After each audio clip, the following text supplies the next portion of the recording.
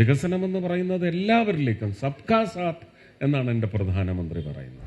ഇവിടെ വ്യക്തിപരമായ ഒരാവശ്യങ്ങൾക്കുമുള്ള ഒരു അദാലത്തില്ല. ഇവിടെ അതിന് ഒരു സംവിധാനവുമായിട്ട് എനിക്ക് വരാൻ സാധിക്കില്ല. ഞാൻ അങ്ങനെ ഒരു ധനികനല്ല. അപ്പോൾ സാങ്കേതികമായിട്ടൊരു MP എന്ന നിലയ്ക്ക് എനിക്ക് എന്തൊക്കെ ചെയ്തു തരാൻ സാധിക്കും അത് സാങ്കേതികമായിരിക്കണം.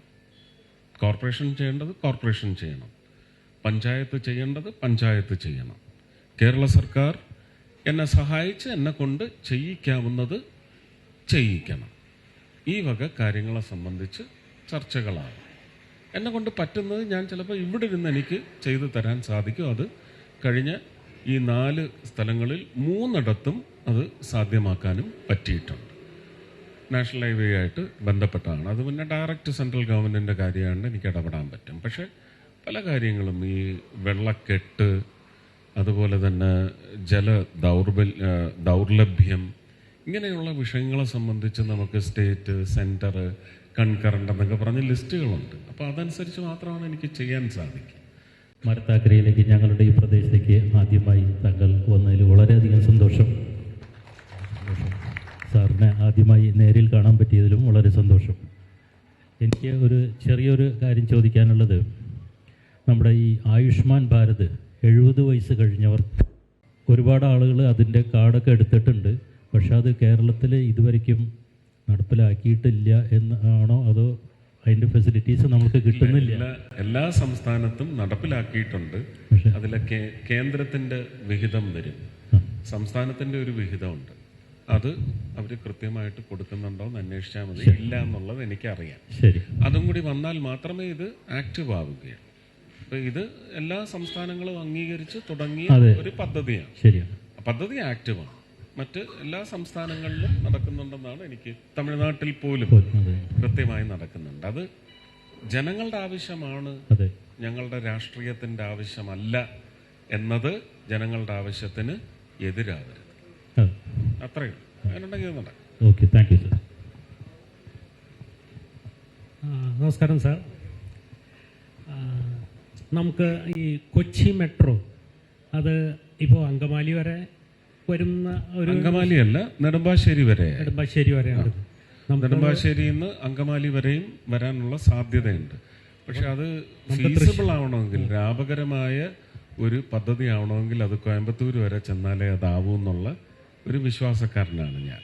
അതിനുവേണ്ടി ശ്രമിക്കുന്നുണ്ട്. പക്ഷേ ഇപ്പോൾ ഒരു കഴിഞ്ഞ നവംബർ മാസത്തിൽ ശീതകാല സമ്മേളനം കഴിഞ്ഞ് ഡിസംബറിൽ ഞാനും മനോഹർലാൽ ഖട്ടർജിയും കൂടെ തിരുവനന്തപുരത്ത് വന്ന് പവർ, ഏർബൻ ഡെവലപ്മെൻറ്റ്, ഈ 2 വകുപ്പുകളുടെ ഉദ്യോഗസ്ഥരെ വിളിച്ചിരുത്തി. മന്ത്രിമാരും ഉണ്ടായിരുന്നു, ശ്രീ കൃഷ്ണൻകുട്ടി ഉണ്ടായിരുന്നു. അതുപോലെ ആ പരിപാടി കഴിയാറായപ്പോൾ ഉച്ചയ്ക്ക് സദ്യയ്ക്കായിട്ട് മുഖ്യമന്ത്രിയും വന്നിരുന്നു. അപ്പോൾ വിപുലമായ ചർച്ച നടന്നതിനകത്ത് ഞാൻ എൻ്റെ ഈ സ്വപ്നം, എൻ്റെ വാഗ്ദാനമേ അല്ല, 2019 ഇലക്ഷന് ഞാൻ ഇവിടെ നിന്ന സമയത്ത് പറഞ്ഞ കാര്യമാണ്.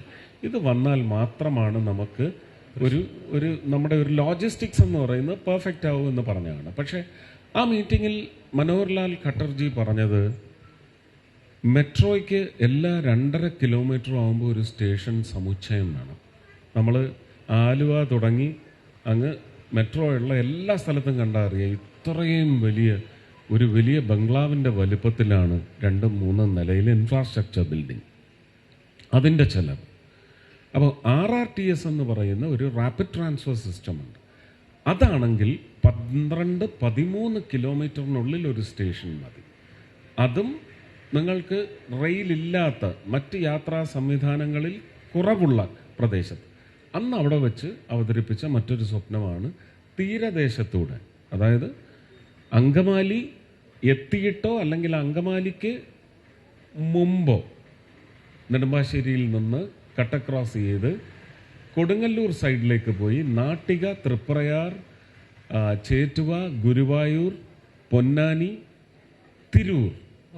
മണ്ണുത്തി ഭാഗത്തേക്കല്ല അല്ല, കാരണം നമുക്ക് ഓൾറെഡി യാത്രാ സൗകര്യമുണ്ട്, ട്രെയിനും ഉണ്ട് പാലക്കാട്ടേക്ക്. നമുക്ക് ആ റൂട്ടിൽ ട്രെയിനില്ല, തിരൂരേക്കൊരു കണക്റ്റില്ല. കായംകുളത്തുനിന്ന് ആലപ്പുഴ വഴി എങ്ങനെ എറണാകുളത്തെ കണക്ട് ചെയ്തോ അതുപോലെ അങ്കമാലിക്ക് മുമ്പ് തന്നെ നെടുമ്പാശ്ശേരിയിൽ നിന്ന് ഒരു RRTS ലൈൻ അങ്ങോട്ട് പോയാൽ തീരദേശത്തുള്ളവരും ഒക്കെ ഈ ഒരു സൗകര്യം ഒന്ന് അനുഭവിച്ചോട്ടെ. തീർച്ചയായിട്ടും. വികസനം എന്ന് പറയുന്നത് എല്ലാവരിലേക്കും സബ്കാ സാത്ത് എന്നാണ് എൻ്റെ പ്രധാനമന്ത്രി പറയുന്നത്.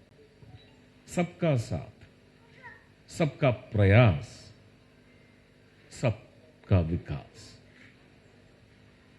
അത് സംഭവിക്കണം. എല്ലാവരെയും നമുക്ക് ഓൾ ഇൻക്ലൂസീവ് ഡെവലപ്മെന്റ്, എല്ലാവരെയും ഉൾക്കൊള്ളിച്ചുകൊണ്ടുള്ള വികസനം.